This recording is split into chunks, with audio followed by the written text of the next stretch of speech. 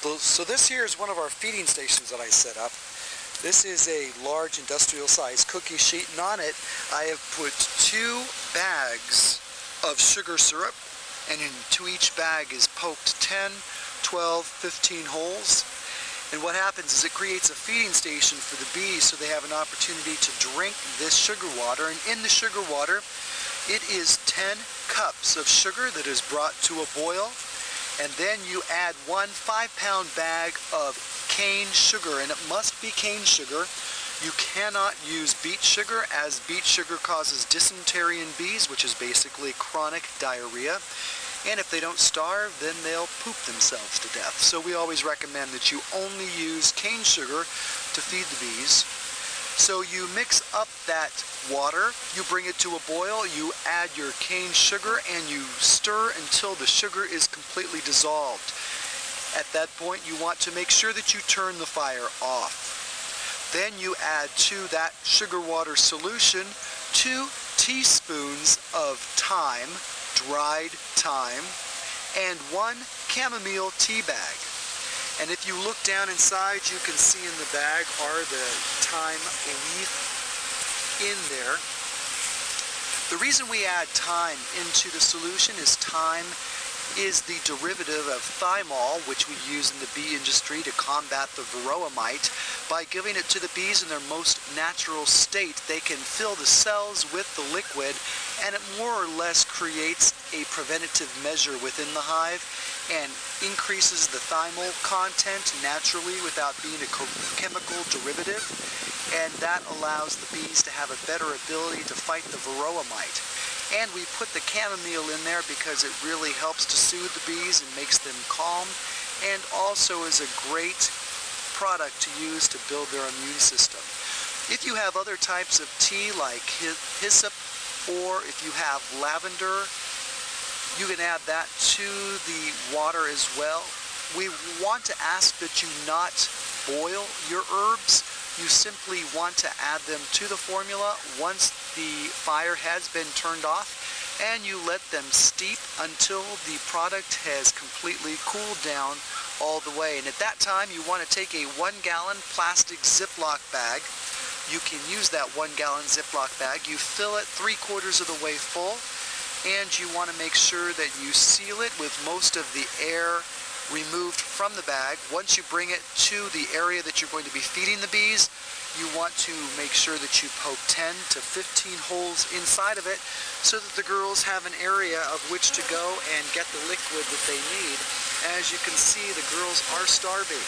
This time of year in the Northeast, there is no other nectar flow. Yes, there are asters and mums that are currently in bloom, but the asters and mums have a high content of pyrithium in it, and the bees aren't so inclined to go there. This is another option for you. You can use what we call a chicken feeder, and it is a chicken feeder or a poultry feeder. In that poultry feeder, you want to make sure that you put a piece of sponge in the opening where the hole is, where the water escapes. Otherwise, all the bees will go up inside the liquid and completely fill that chamber and end up drowning. I've actually, prior to doing that and realizing that was an important thing to do, the sponge had been moved by the bees, and they all went up inside, and there was probably about 1,000 or more bees in the liquid here, and they were all completely dead. You want to make sure that you put sponges around in the perimeter as well. By doing so, it creates a landing pad for the bees, so they have some place to land and they're able to drink without having to worry about drowning. As you can see, it's a frenzied situation here. I'm standing right here next to the hive. No problems whatsoever. The bees aren't overly aggressive. They're just aggressive for the sugar water.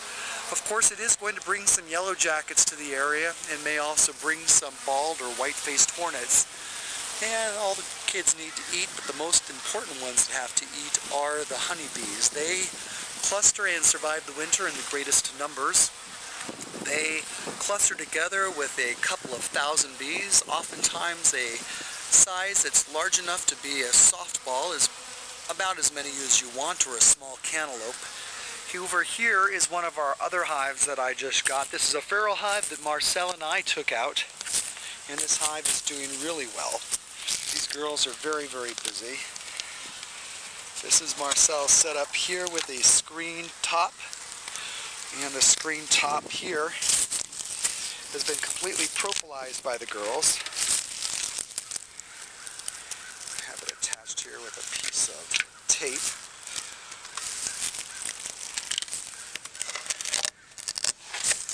I haven't checked to see how they're doing in here.